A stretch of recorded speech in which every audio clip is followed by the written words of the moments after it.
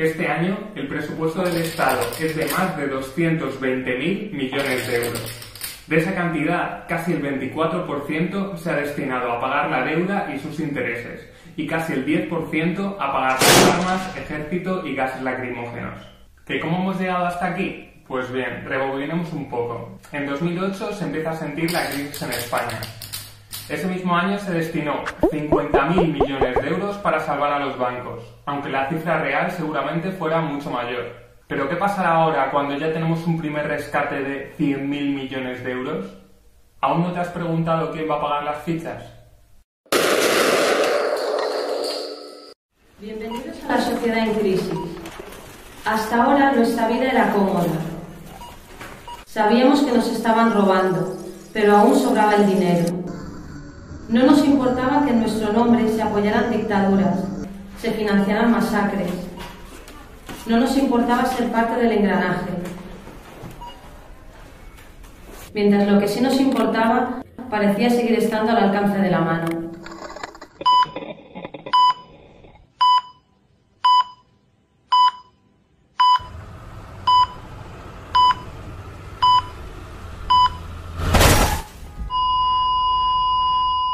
Entre el año 2009 y 2010, si usted hubiera sido un banco, el Estado le habría regalado 50.000 millones de euros en concepto de rescate.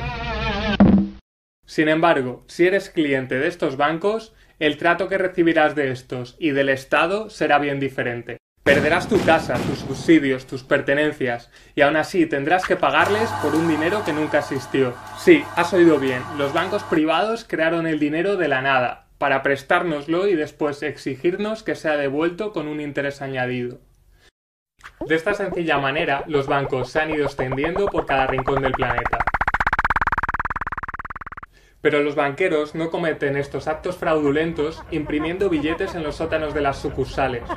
Como muchas otras prácticas hoy en día, emitir dinero se ha convertido en algo virtual. Con el uso popular de tarjetas de débito, transferencias bancarias, tarjetas de teléfono, solo el 3% del dinero que existe en el mundo está impreso en papel. El otro 97% solo existe almacenado en los ordenadores de los bancos. Y de esta manera, los bancos controlan el funcionamiento de la economía mundial. Así, han estado administrando injustamente la riqueza generada por el resto de la sociedad, desviando los fondos que en lugar de haber sido invertidos en transporte, sanidad o educación, fueron utilizados para especular o financiar actividades ilícitas. Del mismo modo que hicieron inflando las hipotecas del mercado inmobiliario, hasta que un día explotaron.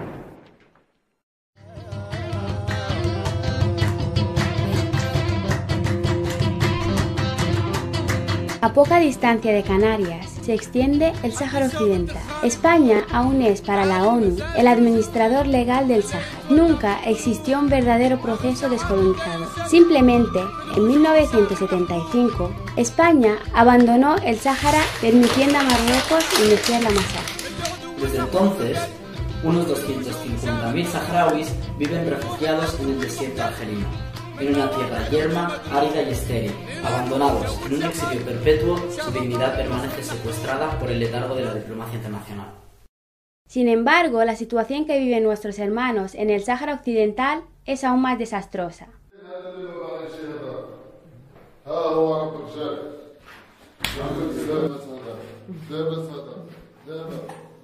La población saharaui lleva soportando el yugo de más de 35 años de ocupación militar marroquí.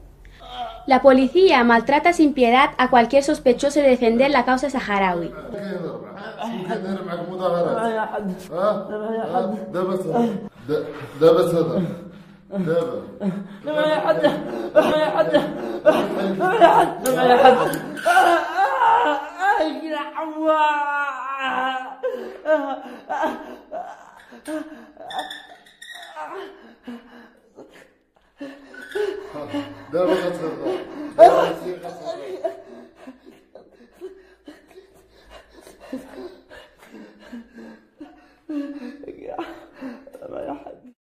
El único delito que cometieron fue haber nacido en una tierra rica en recursos naturales. Por ejemplo, en 2008, Marruecos ganó explotando las minas de fosfato saharaui más de 1.100 millones de euros, 50 veces lo que recibieron los campamentos por ayuda humanitaria. Pero también le han aportado dinero las numerosas licencias de pesca sobre el mar del Sáhara, especialmente a empresas españolas, el turismo emergente y la potencial existencia de petróleo.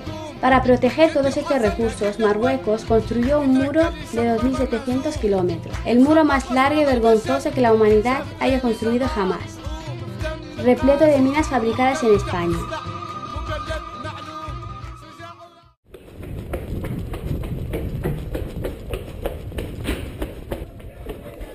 El Estado español es responsable de esta injusta situación.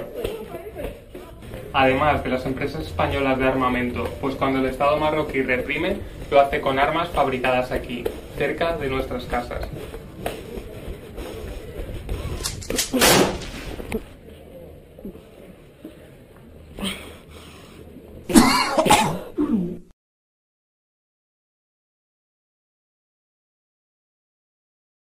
El salario de los políticos cuesta alrededor de 720 millones de euros al año.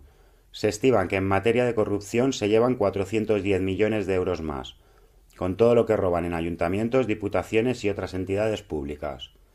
Estos son solo los casos en los que hubo sentencia. No sabemos a cuánto puede ascender las cifras reales. Pero aunque multiplicásemos estos datos por 5, el dinero en manos de corruptos apenas superaría lo que el Estado se gasta solo en armamento para el ejército. Más de 2.006 millones de euros al año. El presupuesto de defensa es casi el más alto de todos los ministerios. Además, es frecuente que otros ministerios le paguen facturas o le presten dinero, como la deuda que tiene defensa con el Ministerio de Industria, por más de 26.000 millones de euros.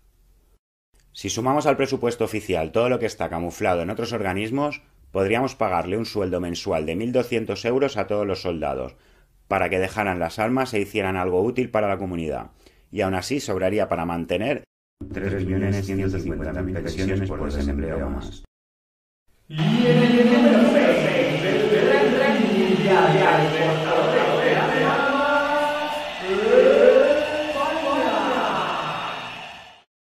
la mayoría a países que no respetan los derechos humanos.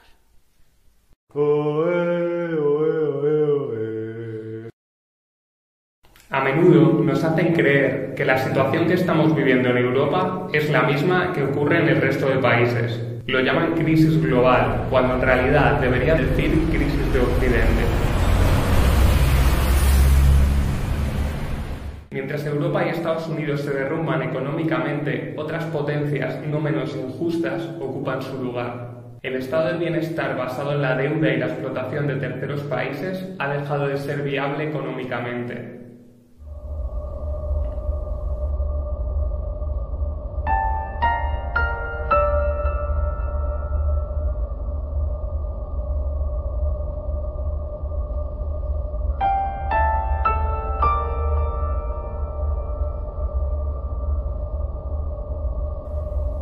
Para evitar el colapso existen dos soluciones.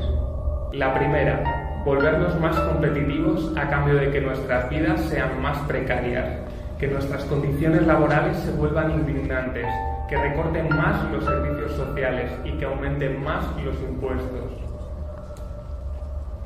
La segunda es la guerra. La guerra es la continuación de la economía por otros medios. Esta consiste sencilla y llanamente en destruir aquellas potencias con recursos que pueden suponer alguna competencia para Occidente. Sin embargo, la industria bélica es sumamente costosa y exige que los países que la sostengan tengan economías sólidas. Por ejemplo, por cada 3 tanques Leopard se podría haber construido un hospital. El ejército español tiene 240 tanques Leopard. O por cada Eurofighter se podrían haber construido 25 colegios. El ejército español ha comprado 87 Eurofighters. Es injusto que se gasten tanto dinero en armas, ¿verdad? Pero no olvidemos que todo este dinero se lo dimos nosotros. Nosotros pagamos su rescate bancario, y cuando protestamos por esta u otras injusticias, nosotros pagamos las armas que emplean contra nosotros. Pero ¿qué pasaría si empleáramos ese dinero en otras cosas?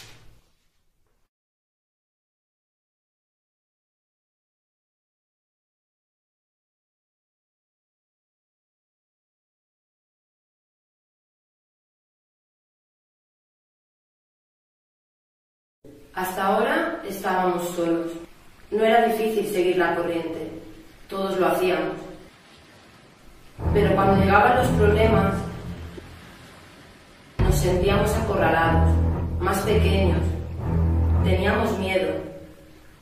Afortunadamente, ya no estamos solos. Empezamos a nadar juntos. Juntos vamos creando nuevas y más eficaces formas de desobediencia. Pronto serán más las alternativas que los medios para reprimirlas. Y cada día somos más. Estamos perdiendo el miedo. Y no podrán pararnos. Vivimos en una sociedad que está a punto de estrellarse.